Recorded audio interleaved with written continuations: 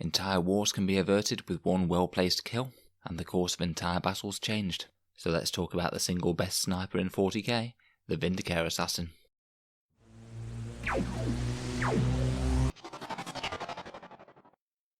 Hello and welcome back to Auspex Tactics, the strategy-focused 40k channel, where we like to talk about how to get the best out of our miniatures on the tabletop. Today will be our first video on the Assassins. It's a topic I've been looking forward to covering for a while now, but I've just been getting distracted a bit by other projects. But hopefully I should have a video on each of these guys coming out over the next few weeks. We'll start today with the Vindicare Assassin. We'll have a talk about how we can field assassins in our detachments in Warhammer 40k.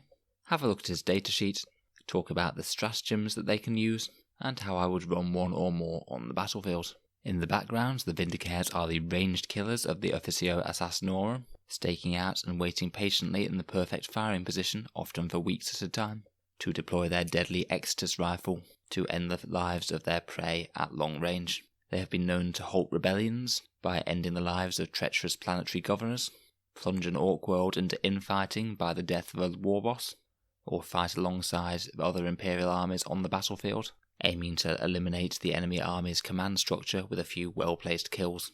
The Extus rifle is a high-powered, precision-maintained sniper rifle, the best the Imperium has to offer, and it can fire a number of different shells depending on the target. To complement this, Vindicare assassins are masters of stealth warfare, their aim being to make their kill and then to escape unseen, with no trace of them being left on the battlefield.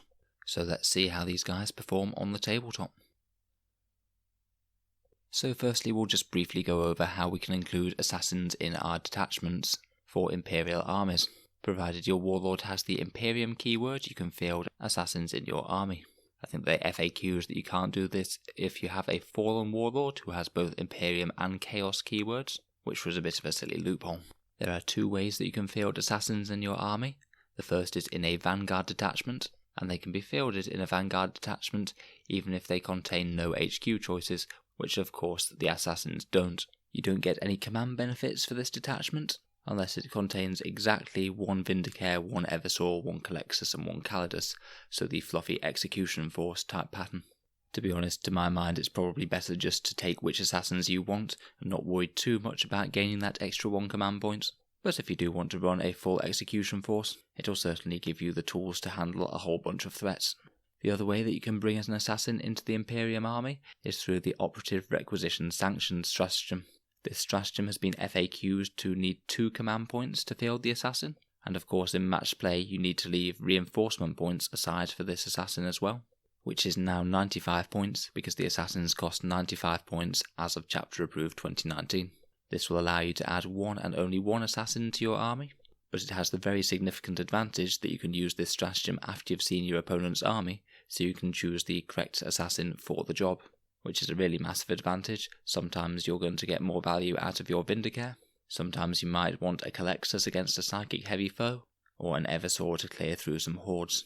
Despite not being in your army at the start of the game, this does actually break things like Space Marines combat doctrines, where you need the entire army to have the Angels of Death keyword to allow you to use those extra AP-1 and their other special rules. That's one reason why I don't think that assassins are going to be particularly popular in Space Marine lists, but will probably come up more when you're using other Imperial forces like Guards, Knight, Admech, that sort of thing. So those are the choices. I think that they're both potentially strong choices. You can either have a bunch of assassins, or just the exact one that you want, although that will cost you 2 command points.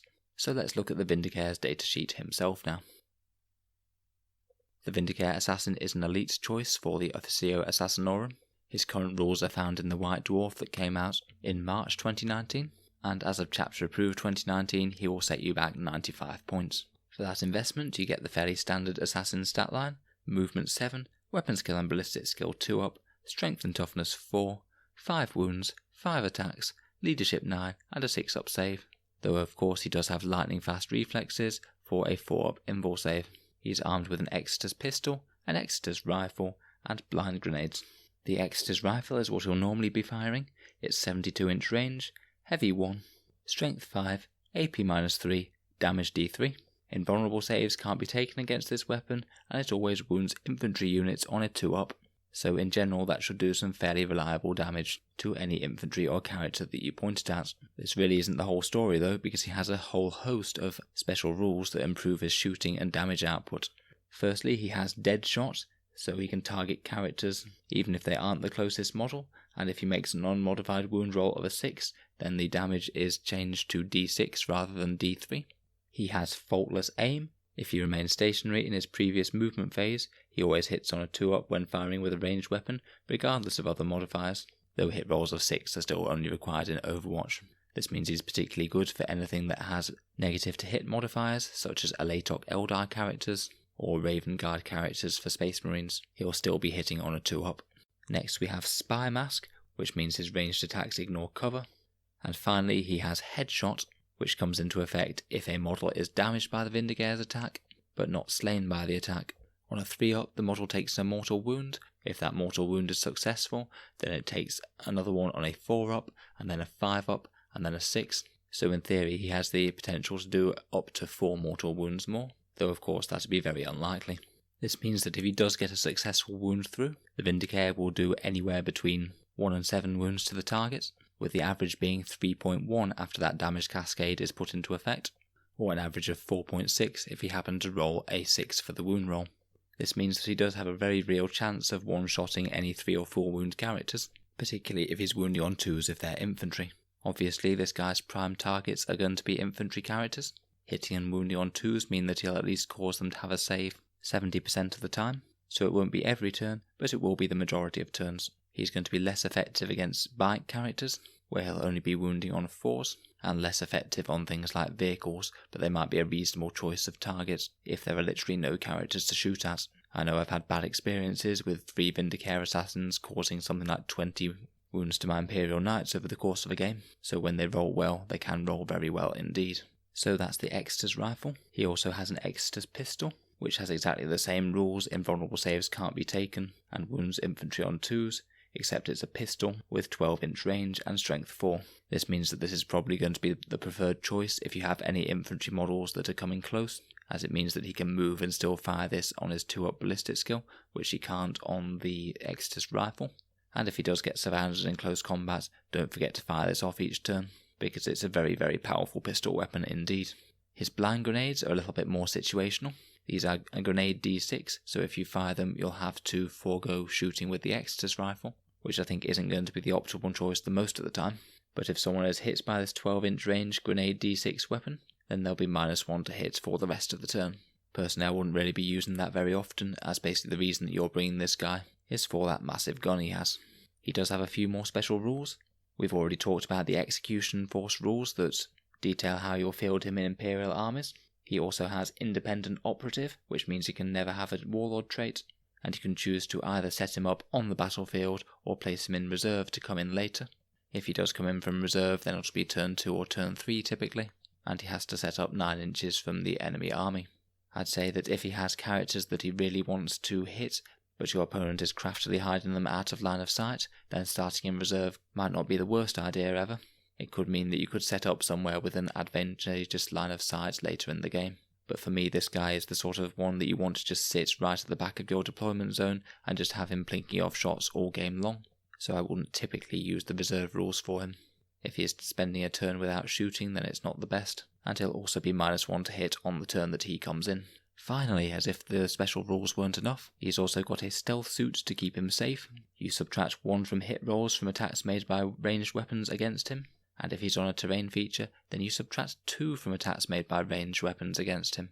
This makes him a real pain to remove for your opponent, at least at range. He's going to be near invulnerable to sniper fire with this, unless of course it's coming from another Vindicare who ignores penalties, and even if he's been shot by fairly heavy guns, he's really going to be quite resilient with toughness 4, a 4-up invul, 5 wounds, and -2 to hit. Unless your opponent's wiped out basically all of your army, he's not really going to be able to kill this guy with any level of efficiency, so they will sort of have to deal with the Vindicare as a fact of life for most of the game. So that's the Vindicare. He is a long-range sniper who will be most happy sat at the back of the deployment zone on top of a high terrain feature with good line of sight, plinking off shots and killing enemy characters all game long. So let's talk about some of these stratagems from the Officio Assassinorum Index and how we can make use of them in game.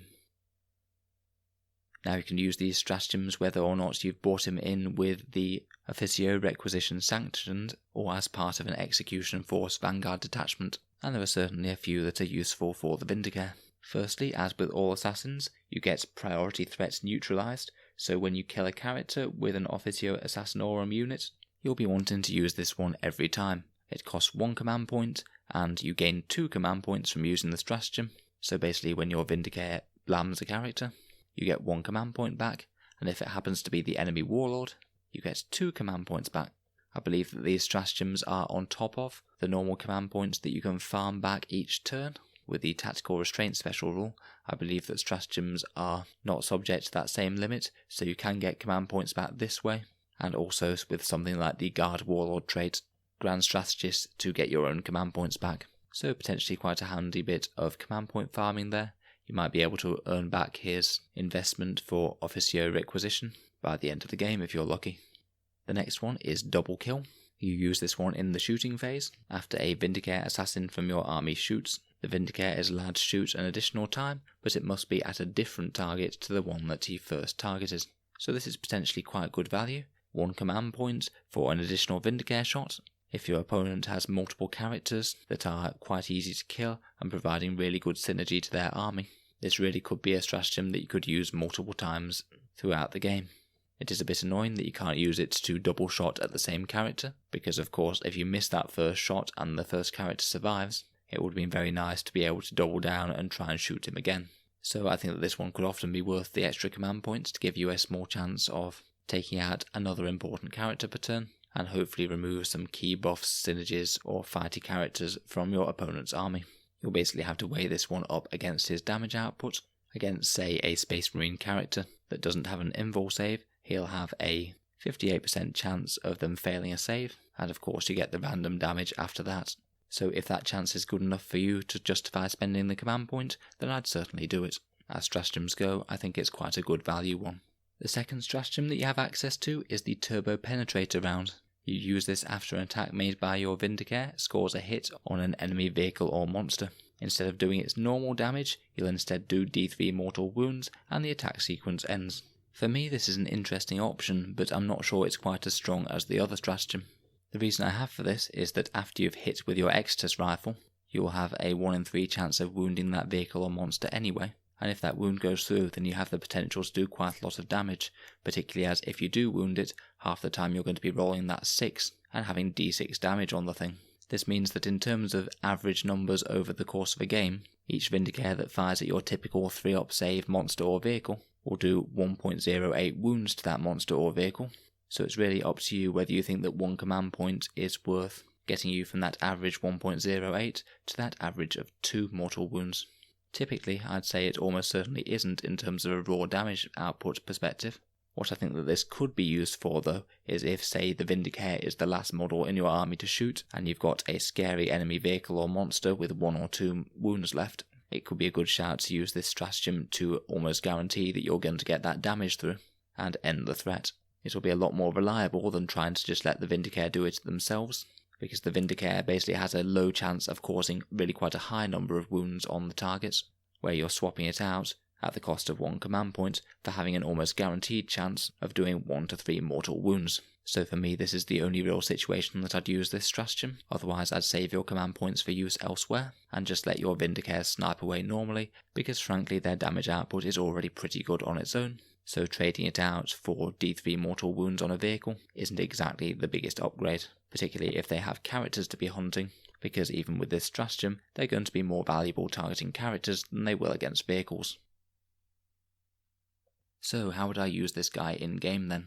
Firstly, the armies that you're going to want to buy him in against with Operative Requisition Sanctioned stratagem are probably going to be those that have big reliance on quite low toughness characters that are usually used to be protected behind screening units. Notable examples for me are the Plague Bearer and Thousand Suns type list, where you have a huge Plague Bearer screen supported by some Nurgle characters and Thousand Suns casters. The Vindicare will have an absolute field day against these, as they're very expensive, fairly low toughness characters on the whole. Also, Adeptus Custodes with their Vexilla banner that makes everyone -1 to hit. If you can take that guy out, then you're going to have a far easier game against them. Orcs are another potential shout. Weird boys and war bosses aren't the hardest to take out, particularly as they're infantry. And finally, Space Marines are also going to be decent targets, particularly as they often rely on good invul saves for defense for their characters, such as Storm Shields, and this guy can just blam straight through them.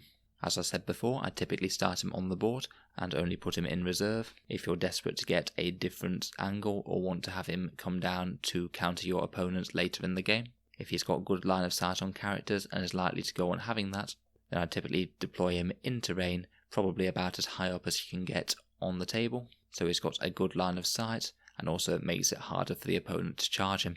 From there, you're basically going to be playing a point and delete game on enemy characters. I typically prioritise infantry characters first. If none are available, then maybe move on to bike characters or other elite infantry squads such as centurions or aggressors. And if there's nothing else to shoot, then probably vehicles are your next best target. If there are multiple infantry characters around, then using that double kill stratagem could really sow some havoc in your opponent's lines, and hopefully shut down multiple buffing characters. As the game goes on, it might become necessary to move him, either to get line of sight, or perhaps to go and capture objectives as your own units get eliminated. One thing that I'd remember is that he isn't actually all that bad in close combat. Obviously he doesn't have any actual close combat gear, but with 5 attacks that hit on 2s and strength 4, he will be able to mug light infantry units over the course of a few turns, particularly when combined with his Exeter's pistol shots, so your opponent might be in for a nasty surprise if he does think that he can just shut him up with a light infantry squad assaulting him. So that's my take on the Vindicare Assassin. I think he's a very powerful piece in a 40k army, and I think that he can certainly be worth including, either as buying in through the stratagem or as part of an execution force. Most armies don't have access to amazing snipers. His best competition probably comes from Space Marine Eliminators and AgMech Rangers with their arquebuses. Maybe at some point in the future we might have to do a bit of math hammer comparison between these guys, but I'll save that for another time. Let me know your thoughts on the assassin or any tricks or tips that you've picked up while using him. I've certainly had fun with him myself in a few games. Thanks for listening to another Auspex Tactics video. Feel free to subscribe if you'd like to catch the rest of my Assassins series. I'll be aiming to release something like 1 a week for the next few weeks.